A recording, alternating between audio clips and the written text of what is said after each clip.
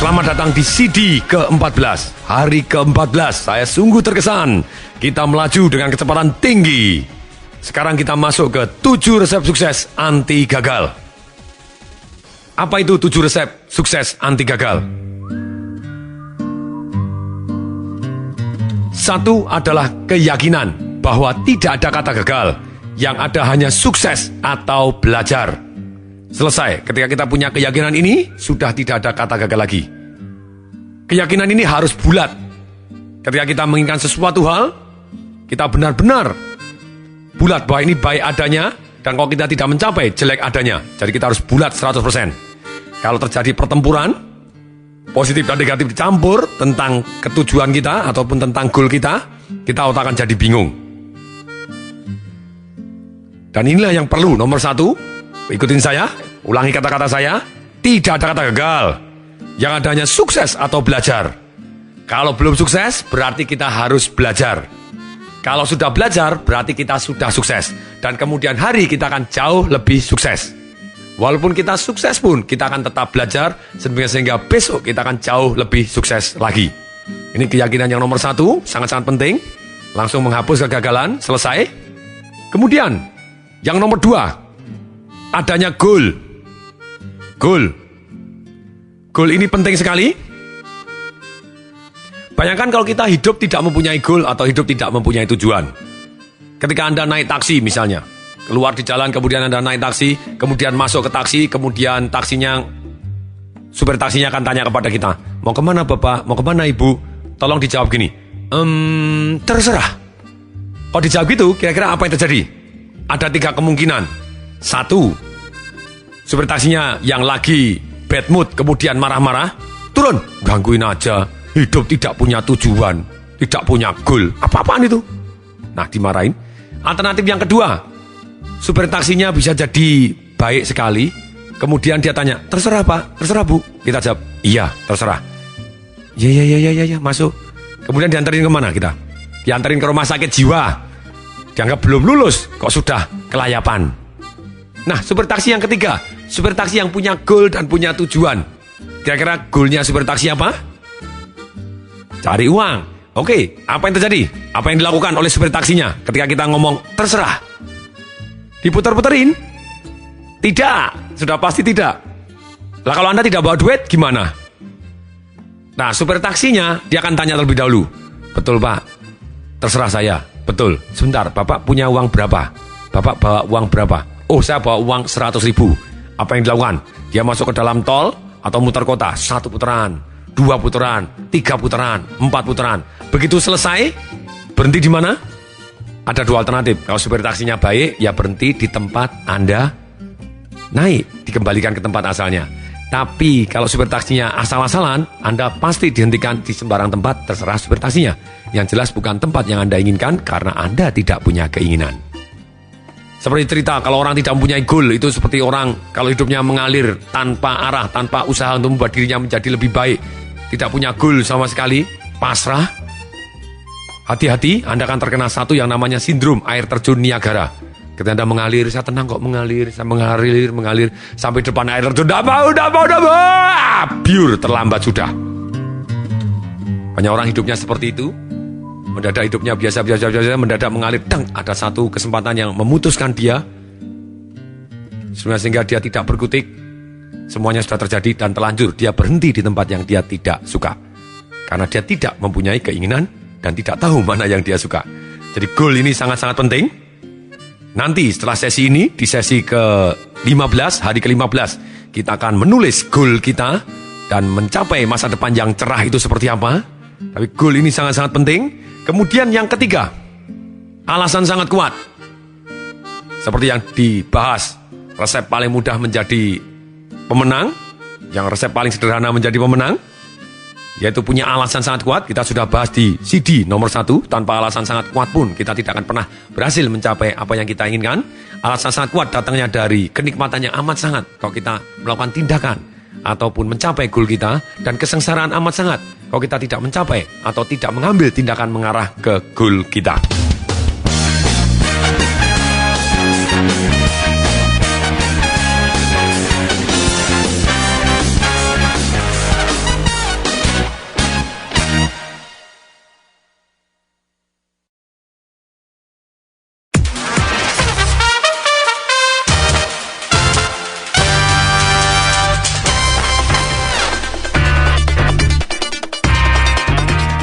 Kemudian, resep sukses anti gagal berikutnya yang keempat adalah belajar dari yang terbaik. Jadi dengan alasan sangat kuat, kita harus belajar kepada yang terbaik. Banyak orang mengatakan, saya ini sudah melakukan yang terbaik, tapi saya belum mendapatkan yang terbaik. Saya bilang, sudah belum belajar dari yang terbaik? Kalau belum, bagaimana Anda bisa ngaku bahwa Anda sudah melakukan yang terbaik? Jadi harus belajar dari yang terbaik terlebih dahulu. Learn from the best, or die like the rest. 80% waktu kita harus belajar dari yang terbaik. Di CD nomor 1 dan CD nomor 2 sudah dibahas. Kemudian yang kelima, ini resep yang paling penting dari 7 resep anti gagal ini. Kalau kita hanya boleh milih satu resepnya, yaitu satu doang. Action. Tanpa action semuanya tidak ada. Ada orang sukses walaupun keyakinannya salah. Ada orang sukses walaupun tidak punya goal. Ada orang sukses walaupun tidak punya alasan. Ada orang sukses walaupun dia tidak belajar dari yang terbaik. Tapi dia sudah melakukan yang terbaik dengan sendirinya. Maka dia bisa sukses adanya. Contoh, misalnya ada di Jepang, pemain baseball. Orangnya IQ-nya di bawah 90. Tetapi dia pukulannya keras luar biasa. Dia hanya jago satu action yang keras luar biasa. Dan dia bisa mendapatkan income sekitar 4 juta US tahun. Lumayanlah untuk orang yang IQ di bawah 90 dengan penghasilan 4 juta US di awal gitu ya. Saya bisa hidup juga untuk permulaannya gitu. Nah ini actionnya memenuhi kriteria sukses dan dia akan jadi sukses adanya. Action adalah segalanya. Jadi ketika begitu banyaknya resep sukses yang kita belajar, tapi kalau disimpulkan satu, tanpanya ada action yang mengarah ke arah hasil, ya tidak akan ada terjadi apapun. Mungkin nggak terjadi, kita mendadak bisa mendapatkan apapun tanpa action. Mendadak dapat warisan, dapat apa segala macam. Bisa jadi. Hanya kemungkinannya kecil. Kalau Anda tidak dapat dari warisan, tidak mendapat lotre, kalau lotre pun Anda tetap butuh action untuk beli lotre. Gitu ya. Menikah dengan orang kaya Anda juga butuh action. The only one yang tidak pakai action mungkin warisan. Mungkin Anda dapat warisan dari om Anda dari jauh, mendadak dapat warisan 100 miliar rupiah, maybe. Mungkin juga, tapi kemungkinannya adalah sangat kecil. Tapi kembali lagi, action ini adalah resep sukses di antara sekian banyak resep sukses. Yang paling penting adalah action. Banyak sekali orang belajar, terus belajar, datang dari seminar ke seminar, beli CD ke CD, baca buku, tapi tidak ada actionnya. Kalau tidak ada actionnya, hasilnya nol. Oleh karena itu CD saya Life Revolution Series ini, 24 CD memang didesain untuk orang supaya mengambil action. Seketika bahkan. Dan ketika kita sudah terlatih untuk mengambil action, walaupun kecil maupun besar, akhirnya lama-lama otot kita tambah kuat, dan kita menjadi master dalam waktu kita, master dalam hidup kita, master dalam emosi, master dalam pikiran, master dalam tindakan, sehingga kita benar-benar jadi sukses adanya. Sekali lagi, teruslah berjanji dan berkomitmen untuk take action, apapun yang terjadi, dengan kita take action, kita akan menjadi lebih baik. Ada orang bilang, Pak, kita kan harus belajar dulu. Yes, Anda belajar dulu. Tapi belajar harus take action. Bahkan seringkali kalau kita tidak take action, kita hanya belajar saja. Belajarnya jauh lebih lambat dibanding orang yang take action. Salah satu contoh, ketika Anda mau manah. Kemudian waktu Anda mau memanah, Anda takut luput. Anda tidak pernah melepaskan panahnya. Sebetulnya Anda sudah luput 100%. Tapi semakin cepat Anda belajar, yes, setelah belajar, kemudian Anda panah, tak, luput, Anda bisa belajar lagi, tak, luput, oh kok luput, ke kanan, kurang ke kiri. Anda sambil praktek, action, Anda bisa betulkan tindakan Anda mengarah ke arah sasaran ataupun goal Anda. Bahkan seringkali dibahas, Pak, kita kan butuh persiapan untuk take action. Seringkali kita menghakimi bahwa kita butuh persiapan dan butuh persiapan supaya sempurna. Sempurna seringkali adalah merupakan standar yang paling buruk. Perfeksionis ingin sempurna terlebih dahulu adalah standar sekali lagi yang paling buruk. Kenapa paling buruk? Karena manusia tidak mungkin sempurna. Kita bisa jadi excellent, dan kalau Anda nunggu sempurna, Anda tidak action. Dan ketika Anda tidak action, Anda tidak bisa belajar menuju perbaikan yang mengarah ke excellent. Betul, kita tetap harus bersiap-siap dan belajar dari yang terbaik. Tapi kembali lagi, Anda belajar, kasih waktu, jangka waktu tertentu, langsung take action. Anda siap-siap, kasih waktu, jangka waktu tertentu, siap dan siap, take action. Dengan take action, Anda akan jadi lebih baik dan lebih baik. Karena Anda sambil action pun, Anda bisa belajar menjadi lebih baik.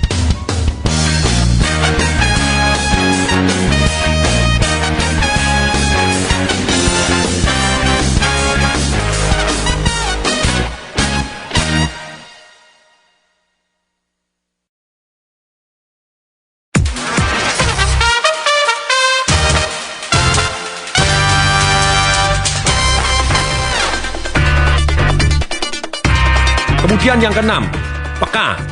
Ini, maksudnya apa peka?